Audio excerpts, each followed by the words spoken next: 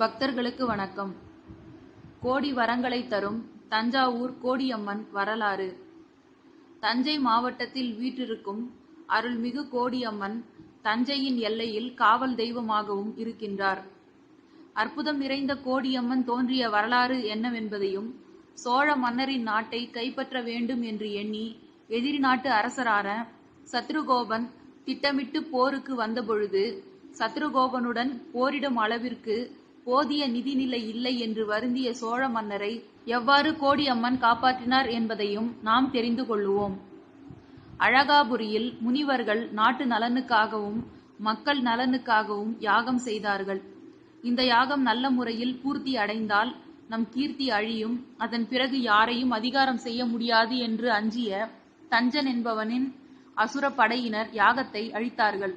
இதனால் கோபமடைந்த முனிவர்களின் ஒருவரான பராசரர் அன்னை சக்தி தேவியை வேண்டி தவம் இருந்தார்.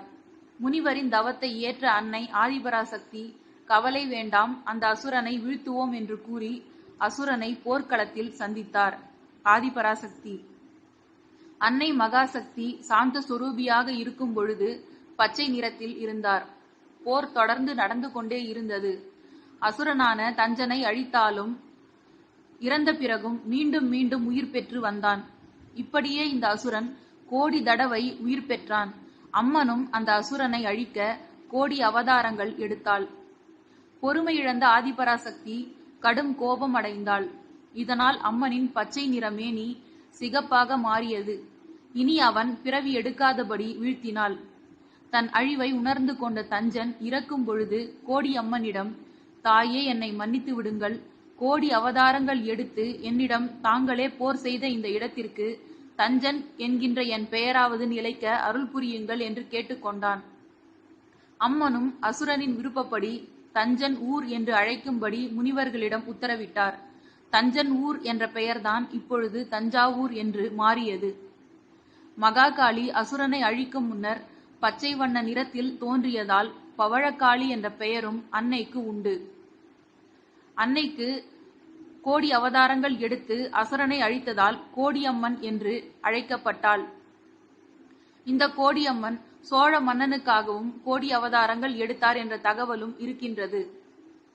எதிரிகளை வீழ்த்திய கோடியம்மன்.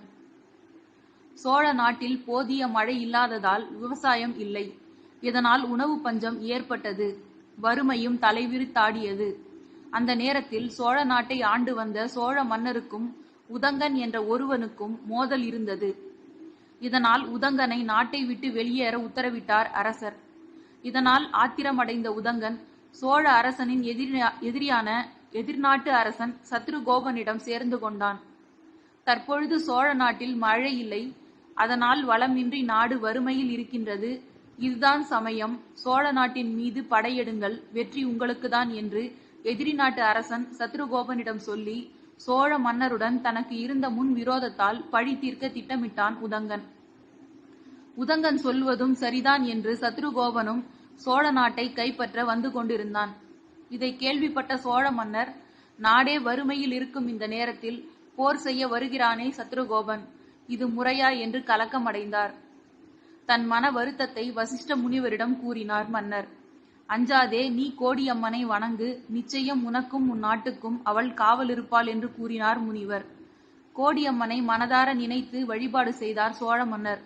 இதன் பயனாக அன்னை காளிதேவி சோழ மன்னரின் முன் தோன்றி, கலங்க வேண்டாம், என் அருள் உனக்கு உண்டு என்று கூறி போர்க்களத்தில் கோடி அவதாரங்கள் எடுத்து எதிரி நாட்டு படை வீரர்களை ஓட ஓட விரட்டினாள் அன்னை. தன் நாட்டை காப்பாற்றி தந்த கோடியம்மனுக்கு ஆலயம் எழுப்பினார் சோழ மன்னர். தன் நாட்டுக்கு காவலாக இருந்து வெற்றியை தந்த கோடியம்மனை காவல் தெய்வமாகவும் வழிபட்டார் மன்னர். பெருமாளின் மார்பில் ஸ்ரீ மகாலட்சுமி வீற்றிருப்பது போல கோடியம்மனின் தலையில் சிவபெருமான் வீற்றிருக்கின்றார். ஒரு கணவன் தன் மனைவியை எப்பொழுது இதயத்தில் வைத்து நேசிக்க வேண்டும், மனைவி தன் கணவனை தலைக்கு மேல் வைத்து கொண்டாட வேண்டும் என்ற தத்துவம் இதை நமக்கு உணர்த்துகின்றது. அதனால் சக்தி தேவிக்கு இருக்க வேண்டிய சிம்ம வாகனம் இந்த கோடியம்மன் ஆலயத்தில் இருக்காது. அதற்கு பதிலாக சிவபெருமானின் நந்தி வாகனம் மட்டுமே அமைந்துள்ளது. கோடியம்மனை தரிசித்தால் விரோதிகளின் தொல்லைகள் நீங்கும். அம்மனுக்கு எலுமிச்சை மாலை அணிவித்தால் தடைகள் அகலும். அம்பாளுக்கு சேலை வழங்கினால் நோய்கள் விலகும். பால் அபிஷேகம் செய்தால் குடும்பத்தில் ஒற்றுமை உண்டாகும். கணவன் மனைவிக்குள் ஒற்றுமை இல்லாமல் இருப்பவர்கள் செவ்வாய்க்கிழமையில் 2 நல்லெண்ணெய் தீபம் ஏற்றி எலுமிச்சை மாலை அம்பாளுக்கு அணிவித்தால் கருத்து வேறுபாடுகள் நீங்கி குடும்பம் மேன்மை அடையும். முனிவர்களுக்காகவும் சோழ மன்னருக்காகவும் கோடி அவதாரங்கள் எடுத்து அவர்களை காத்தருளியது போல நிச்சயம் நம் கஷ்டங்களையும் நிவர்த்தி செய்ய மனித உருவத்தில் தோன்றி நமக்கு என்றும் துணை இருப்பாள் தஞ்சை அருள்மிகு கோடியம்மன். தஞ்சையின் பழைய பேருந்து நிலையத்தில் இருந்து 3 கிலோமீட்டர் தொலைவில் வடக்காக கும்பகோணம் திருவையாறு செல்லும் வழித்தடத்தில் அமைந்துள்ளது கோடியம்மன் கோவில். வடகிழக்காக ஈசான்ய மூலையில் அம்பிகை அமர்ந்திருப்பது சிறப்பாக கருதப்படுகின்றது. ஆலயத்தின் அருகே வெண்ணாறு பாய்ந்து கொண்டிருக்கின்றது.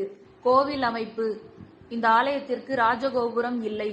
தோரண வாயிலை கடந்து உள்ளே சென்றால் விநாயகரும் பாலமுருகனும் இருபுறமும் காட்சி தருகின்றனர். கோவிலுக்கு முன்பு காவல் தெய்வமான மதுரை வீரன் ஒரு சந்நிதியிலும், ஐயனார், பூரணை, புஷ்கலை ஆகிய கிராம தேவதைகள் மற்றொரு சந்நிதியிலும் கிழக்கு முகமாக வீற்றிருக்கின்றார்கள். பலிபீடமும் அதன் அருகே நந்தியும் உள்ளது.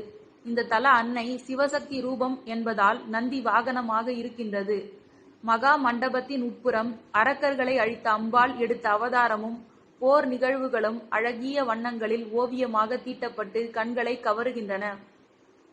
துவார சக்திகள் இருபுறமும் நிற்க அர்த்த மண்டபத்தில் விநாயகரும் பச்சை காளியும் பவழக்காளியும் இரு புறங்களிலும் கற்சிலைகளாக காட்சி தருகின்றார்கள்.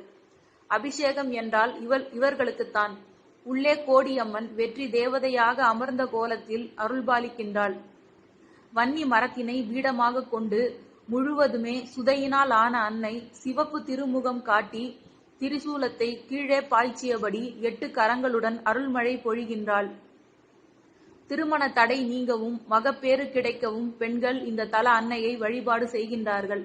மேலும் சாலை ஓரமாக இருப்பதால் வாகன ஓட்டிகளின் காவல் தெய்வமாகவும் இந்த அன்னை விளங்குகின்றாள். கண் திருஷ்டி விலகவும் பகை வெல்லவும் வறுமை நீங்கவும் கண்கண்ட தெய்வமாக கோடியம்மனை வணங்குகின்றார்கள். தேவியை தரிசித்துவிட்டு பிரகாரம் வலம் வரும் பொழுது தென்கிழக்கு பகுதியில் கணபதி, சிவன், சிவதுர்கை, விஷ்ணு துர்கை, கால பைரவர் ஆகிய மூர்த்தங்கள் உள்ளன. இயற்கையிலேயே பசுமை வண்ணத்தில் பச்சை காளியாக இருக்கும் பராசக்தி அரக்கனை அழிக்க முற்பட்ட பொழுது கோபத்தின் காரணமாக சிவப்பு நிற பவழக்காளியாக மாறினாள். எனவே இந்த ஆலயத்தில் நடைபெறும் பச்சைக்காளி பவழக்காளி விழா இந்த தலத்தின் தனி சிறப்பு. நன்றி.